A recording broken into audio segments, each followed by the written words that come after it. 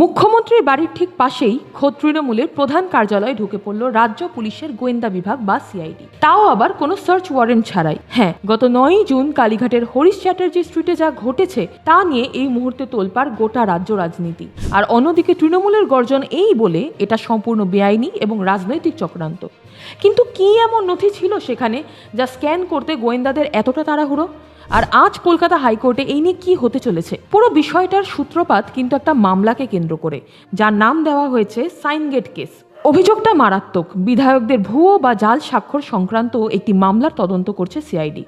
আর সেই তদন্তের সূত্র ধরেই গত মঙ্গলবার হঠাৎই হরিশ চ্যাটার্জি স্ট্রিটে তৃণমূল নেত্রী মমতা বন্দ্যোপাধ্যায়ের বাসভবন সংলগ্ন দলীয় দপ্তরে হানা দেয় সিআইডির একটি বিশেষ টিম। সেখানে গিয়ে গোয়েন্দারা বেশ কিছু নথিপত্র খতিয়ে দেখেন এবং হাইটেক স্ক্যানার দিয়ে জরুরি কিছু ডকুমেন্ট স্ক্যান করে নেন। আর ঠিক এই জায়গাতেই লেগেছে আসল আগুন। তৃণমূলের পক্ষ থেকে সরাসরি অভিযোগ তোলা হয়েছে যে সিআইডির কাছে কোনো বৈধ সার্চ ওয়ারেন্ট বা আদালতে লিখিত অনুমতি ছিলই না। অনুমতি ছাড়া এভাবে শাসক দলের সদর দপ্তরে ঢুকে নথিপত্র স্ক্যান করা কতটা আইনি তা নিয়ে এখন উঠছে বড়সড় প্রশ্ন।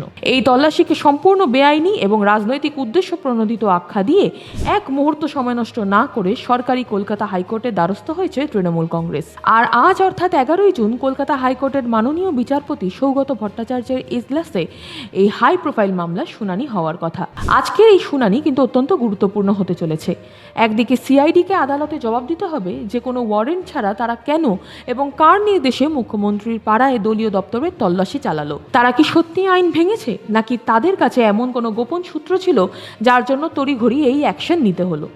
অন্যদিকে আদালত আজ সিআইডির এই তদন্তের ওপর কোনো অন্তর্বর্তী স্থগিতাদেশ দেয় কিনা সেদিকেই তাকিয়ে রয়েছে সব পক্ষ। পশ্চিমবঙ্গের রাজনীতির সমীকরণ যারা বোঝেন তারা ভালো করেই জানেন যে সরকারের সাথে সিআইডির সংঘাত কিংবা শাসক দলের দপ্তরে রাজ্য পুলিশেরই হানা এমন ঘটনা সচরাচর কিন্তু দেখা যায় না।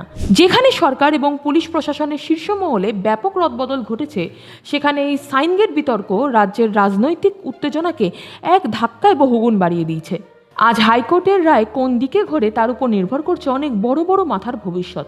আপনার কি মনে হয়, সিআইডি কি সত্যি কোনো বড় প্রমাণ লোপাট হওয়া রুখতে ওয়ারেন্ট ছাড়া হানা দিয়েছিল, নাকি এর পেছনে অন্য কোনো সমীকরণ কাজ করছে? আপনার মতামত নিচে কমেন্ট বক্সে অবশ্যই জানান। প্রতি মুহূর্তের লাইভ আপডেট সবার আগে পেতে এই ভিডিওটি লাইক করে চ্যানেলটি সাবস্ক্রাইব করতে ভুলবেন না। দেখা হচ্ছে খুব তাড়াতাড়ি।